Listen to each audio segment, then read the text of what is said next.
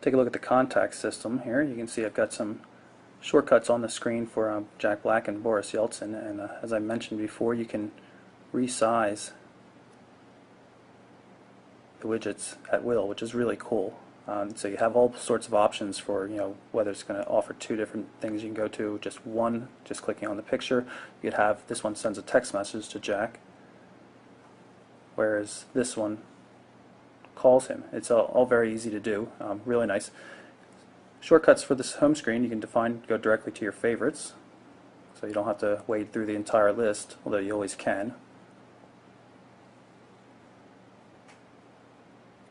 Pull up Jack again so you can see the contact.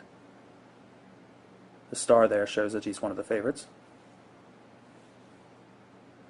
5 home screen panels to work with. No, I make that 7 home screen panels to work with. The original MotoBlur devices were 5. And you can also tap right along here at the bottom once you've swiped to get through them. Here's some widgets for news.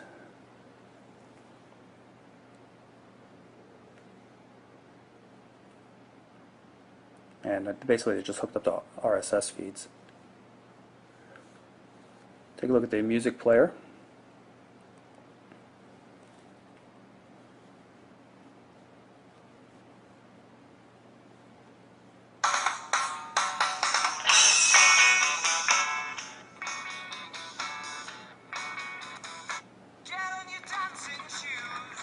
And of course, when something's playing in the background, you can just tap up here to jump to it. But more universally, if you long press the home key, you'll get access to most recently launched applications.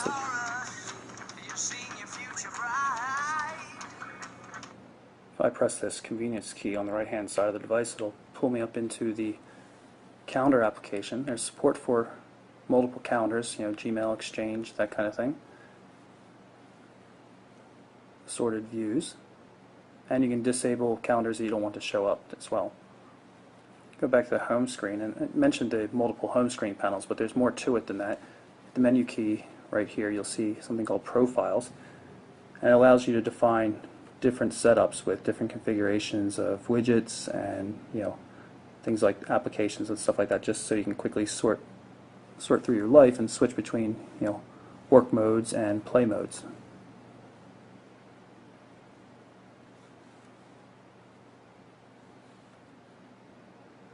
And it makes the switches relatively quickly. Take a look through the main menu. Amazon MP3 music store right there. City ID is pre-installed with a trial on all Verizon devices. Kind of annoying. Google Maps, Android Market, 100,000 plus apps now. Media Share is a DLNA compatible system for the device.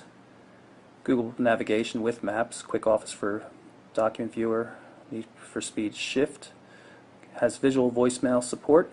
Here's a task manager as well. You can see what tasks are running without having to get a third-party application. And there you see the apps that are all running, all the processes.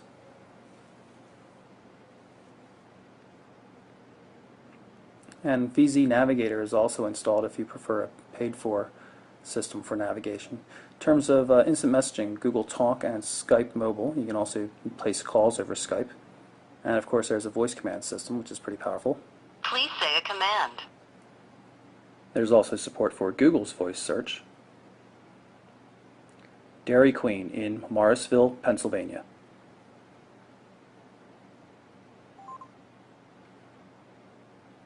And you see it pulled up exactly the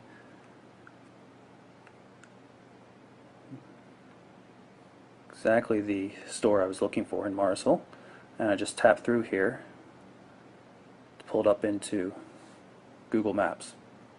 And there's layers here, so I could turn on the satellite view if I wanted to take a look at it, and of course multi-touch zooming. So here's the camera application. Press and hold to get a focus, and then let go to take the photo. Tap down here to see the photos. Only works in portrait mode, kind of annoying. Reasonable looking photos though.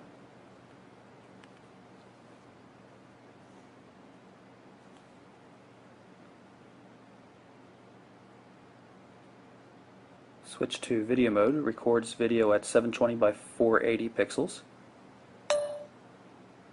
Here's a short video we're going to record.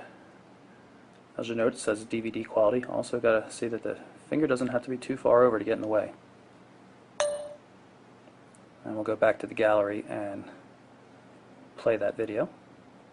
Oh, won't let you play in landscape mode. That's really silly. So you have to watch it in really small. Maybe it'll work better here. Nope, still nothing. That's a real disappointment. So that's my quick look at the Android 2.2 Froyo powered Motorola Droid Pro. Really nice device. I'm quite pleased with it, except for a couple of very small missteps, like in terms of materials. Powerful 1 GHz processor. The camera is adequate, although it doesn't shoot HD video. Good response. I just like the form factor. I wish some of the apps worked in landscape mode, such as the video viewing that you just saw, but overall really have very few complaints with this device. It's quite nice, and for $179.99 after a $100 mail-in rebate, it's not the most expensive phone in the Verizon portfolio either. So definitely worth checking out, especially if you're traveling a lot internationally. So again, that's the Motorola Droid Pro for Verizon Wireless. I'm Michael Orrell for MobileBurn.com.